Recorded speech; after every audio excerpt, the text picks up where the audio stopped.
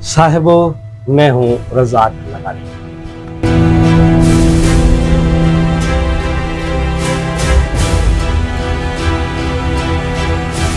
सबसे पहले ये बात समझ लेना इंतहाई ज़रूरी है, क्योंकि इसको समझने के अलावा आप पूरी सूरत हाल को ठीक से समझ नहीं पाएंगे। वो ये कि दुनिया भर में जो भी कवानीन बनाए जाते हैं वो ज़रूरत और मसाइल के हल के लिए बनाए जाते हैं, लेकिन जब उन कवानीन को गलत इस्तेमाल किया जाए या कवानीन के होते हुए उन पर अमल न किया जा सके जिसकी ज़रूरत के तहत वो बनाए गए थे, तो एक अबहाम की सूरत हाल बनती है और वो अबहाम उससे कई गुना पेचीदा और ख़तरनाक हो जाता है जो किसी कानून के न होने से होता है।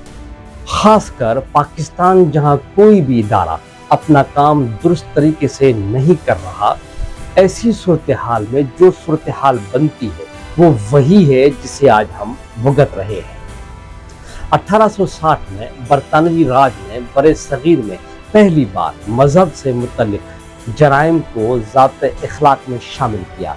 IPC 295, 296, 297, 298। पाकिस्तान का तौहीन मजहब का कानून एक ऐसा मौजू है जो हसास भी है और अब मतनाज़ा भी। हसास और मतनाज़ा ये दो लफ्ज़ बता रहे हैं कि हम चीज़ों को कैसे लेते हैं।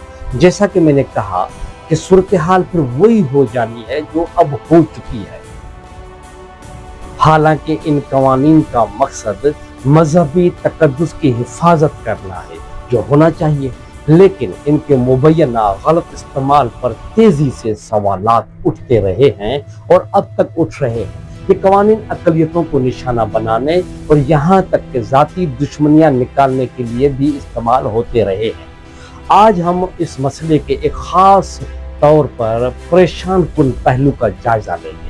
वकील राव अब्दुल रहीम एडवोकेट और एक ऐसे तौहीन मजहब के कारोबार के सनसनीखेज इल्ज़ामात जो मुल्क के अंदर मुबैना तौर पर चल रहे हैं, ये सब कहाँ से शुरू हुआ, अब तक अदालतों और उससे बाहर क्या कुछ हुआ, और वो कौन से जवाब तलब सवालात हैं जो इस दास्तान को मज़ीद गहरा कर रहे हैं।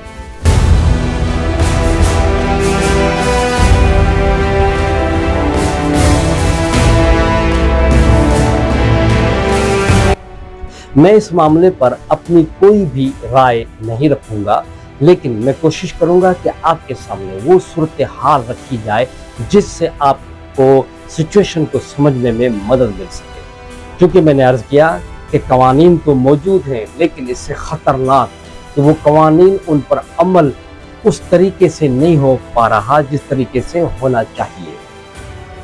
राव अब्दुल रहीम एडवोकेट पाकिस्तान में तौहीन मजहब के मुकदमात से मुंसलिक एक नुमाया शख्सियत है। वो legal commission on blasphemy Pakistan LCBP के चेयरमैन हैं, एक निजी ग्रुप जो तौहीन मजहब के मुबैना वाक़यात को सामने लाते हैं और बरसों से वो इस्लाम की तौहीन मुल्ज़मान के खिलाफ सख्त कार्रवाई के एक सरगर्म वकील भी रहे हैं, ख़ास तौर पर ऑनलाइन दुनिया पर। एडवोकेट राव साहब ने अवामी तौर पर तौहीन मजहब के ऑनलाइन मुकदमात में अपने ग्रुप के किरदार का जिक्र भी किया है और करते रहते हैं। उन्होंने यहाँ तक दावा किया है कि उनकी कारकर्दगी की वजह से सजाएं सुनाई गई, जिनमें 2025 में रावलपिंडी में तौहीन आमेज मवाद फैलाने के इल्ज़ाम में दी गई हालिया सजाए मौत भी शामिल है। ये इनके असर व रसूख और ऐसे मुकदमात की पैरवी में उनकी तंजीम की समझी जाने वाली तासीर को उजागर करता है। ताहम एक ज्यादा तारीख दास्तान उभरना शुरू हुई है, एक ऐसी कहानी जिसने कहीं ज्यादा खौफनाक तस्वीर पेश की।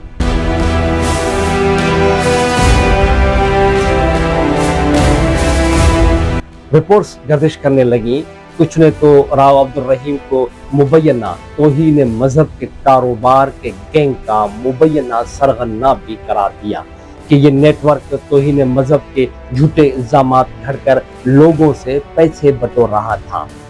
यहाँ ये समझना ज़रूरी है कि लोग क्या कहते हैं ये ज़रूरी नहीं, अदालतें अपना क्या फैसला सुनाती हैं ये अहम है।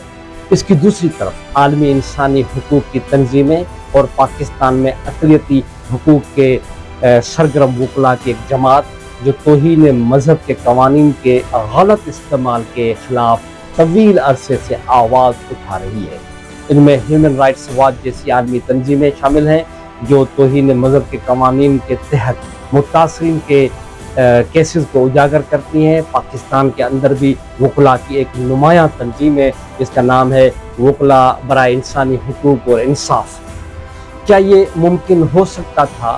کیا توہین مذہب کے خلاف انصاف کی تلاش کو ذاتی فائدے کے لیے آلے کے طور پر استعمال کیا جا رہا تھا؟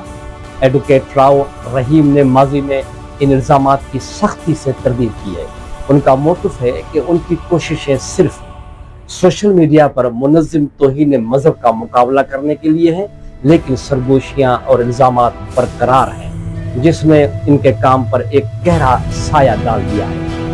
ان الزامات کے گرد قانونی کارروائیاں پیچیدہ اور بعض اوقات مبہم رہی ہیں۔ اگرچہ توہین مذہب کے کاروبار دعووں کے متعلق جاری تحقیقات کے مخصوص تفصیلات ہمیشہ عوام کے لیے آسانی سے دستیاب نہیں ہوتی، لیکن حالیہ پیش رفت نے اس معاملے پر کچھ روشنی ڈالی ہے۔ صاحب، پاکستان میں صرف آپ اور آپ کا گروپ جو ہے صرف وہ بلاسفیمی کا بیسیکلی آپ یہ کلیم کرتے ہیں کہ پاکستان میں سب سے زیادہ مؤثر جو کردار ادا کر رہا ہے بلاسفیمی، آن لائن بلاسفیمی کے خلاف وہ آپ؟ نہیں سر، یہ نہیں ہے۔ میں نے یہ کلیم کیا کہ میں نے لیگل سیٹ اپ کے اندر بلاسفیمی کو کنٹرول کرنے کے لیے جو کام کیا وہ ہم نے کیا۔ دیکھیے، آپ یہ بار بار کئی دفعہ کہہ چکے ہیں کہ فوراً فنڈنگ آ رہی ہے اور کچھ ایسے این جی اوز ہیں جو کہ آپ کا جو کروسیڈ ہے اگینسٹ دا بلاسفیمی اس کو ختم کر۔ میرے سامنے آپ نے یہ بات اب نہیں کرنی جب تک آپ کوئی ٹینجیبل مٹیریل میرے سامنے نہیں رکھتے۔ 10 جولائی 2025 کو ایک اہم پیش رفت میں اسلام آباد ہائی کورٹ نے ایک اہم قدم اٹھایا۔ مبینہ توہین مذہب کے کاروبار کے گینگ سے متعلقہ ایک سماعت میں جسٹس سردار اعجاز اسحاق نے راؤ عبدالرحیم کے مبینہ طور پر استعمال ہونے والے ایک فون نمبر، ایک ہسپانوی فون نمبر کی فرانزک تجزیے کا حکم دیا۔ عدالت نے واضح طور پر کہا کہ وہ اس معاملے کو سچائی تک پہنچنے کے لیے ایک ٹیسٹ کیس کے طور پر دیکھ رہی ہے۔ 2022 کے ایف آئی آر کے اندراج سے 3 ماہ پہلے اور 3 ماہ بعد کے مدت کی فرانزک کا حکم جاری کیا۔ ان خدشات کو مزید تقویت دینے والی بات عالمی انسانی حقوق کی تنظیموں کی مسلسل رپورٹس ہیں۔ انہوں نے طویل عرصے سے پاکستان کے توہین مذہب کے قوانین کے ممکنہ غلط استعمال کو اجاگر کیا ہے، یہ نشاندہی کرتے ہوئے کہ انہیں کس طرح اقلیتوں کو نشانہ بنانے، ذاتی دشمنیاں نکالنے یا یہاں تک کہ مالی فائدے کے لیے استعمال کیا جا سکتا ہے۔ یہ رپورٹس اکثر ملزمان کو درپیش طویل اور غیر منصفانہ عدالتی کارروائیوں اور ایسے مقدمات سے جڑے خوف کے ماحول کی تفصیلات بیان کرتی ہیں۔ اس منظر نامے کے پیچھے توہین مذہب کے مقدمات میں انصاف کی اکثر سست رفتار کارروائی بھی ہے، جس سے ملزمان طویل عرصے تک جیلوں میں پڑا رہتا ہے۔ پریشان کن بات یہ ہے کہ مبینہ طور پر جیل کے اندر اور باہر ملزمان کے ساتھ تشدد اور یہاں تک کہ ہلاکتیں بھی ہو جاتی ہیں۔ مزید یہ کہ حال ہی میں ایک ہائی کورٹ کے جج کا توہین مذہب کے مقدمات میں ملوث ایک مجرمانہ گینگ سے تعلق کے الزام کے بعد مبینہ استعفیٰ اور راؤ عبدالرحیم سے مبینہ روابط کے اطلاعات بے چینی کے احساس کو مزید گہرا کرتی ہیں اور ایسے حساس معاملات میں قانونی عمل کی سالمیت پر سنگین سوال اٹھاتی ہے۔ ہمیشہ کی طرح یہ بھی خدشات ظاہر کیے جا رہے ہیں کہ اس ساری صورتحال کو کوئی نیا رنگ یا نیا تنازع یا کوئی سیاسی رنگ دے کر معاملات کو دبا دیا جائے گا۔ خاص کر 2 حلقے ایکٹیو ہونا شروع ہو گئے ہیں، ایک جو اس قانون کے خلاف ہے، دوسرے جو اس قانون کے حق میں ہے۔ اب معاملہ جو زیادہ پیچیدہ ہے کہ ایک طرف مولوی حضرات ہیں تو دوسری طرف لیفٹسٹ یا روشن خیال जब भी ये दोनों आमने सामने आते हैं तो मामले की तह तक पहुंचना और भी नामुमकिन हो जाता है। सवाल ये भी बनता है कि 25 करोड़ के मुल्क में बाकी लोग कहाँ हैं? तो ये सब हमें कहाँ ले जाते हैं?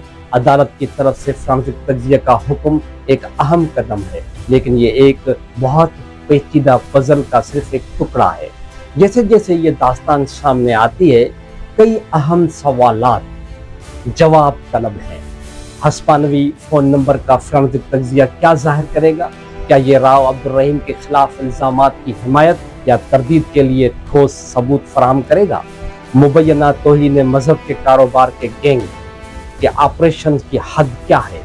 कितने अफराद को गलत तरीके से मुलविस किया गया है और मुमकिन तौर पर इनसे पैसे बटोरे गए हैं, या खुद तौहीन मजहब के कारोबार के गैंग इस आर्टिकल को हवा देकर कोई और तनाज़ा खड़ा करना है?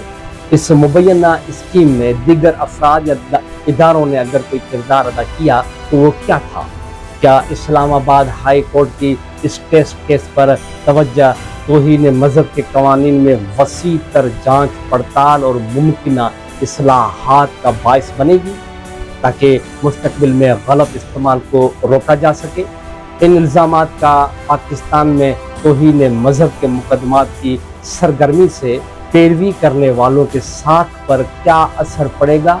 और सबसे अहम बात, पाकिस्तान कैसे इस बात को यकीनी बना सकता है कि इसके तौहीन मजहब के कवानीन को ज़ाती फ़ायदे के लिए हथियार न बनाया जाए और सब के लिए मुनसिफाना इंसाफ को यकीनी बनाया जाए? ये सब वो सवालात हैं जिनका इंतज़ार है, और इन सवालात को हल किए बगैर हम मामलात को अपने असल रूह में समझ नहीं पाएंगे। आपका फ़र्ज़ बनता है कि आप इन सवालात को समझें और ये सवालात करें तो आप इस मामले की तह तक पहुंच सकें।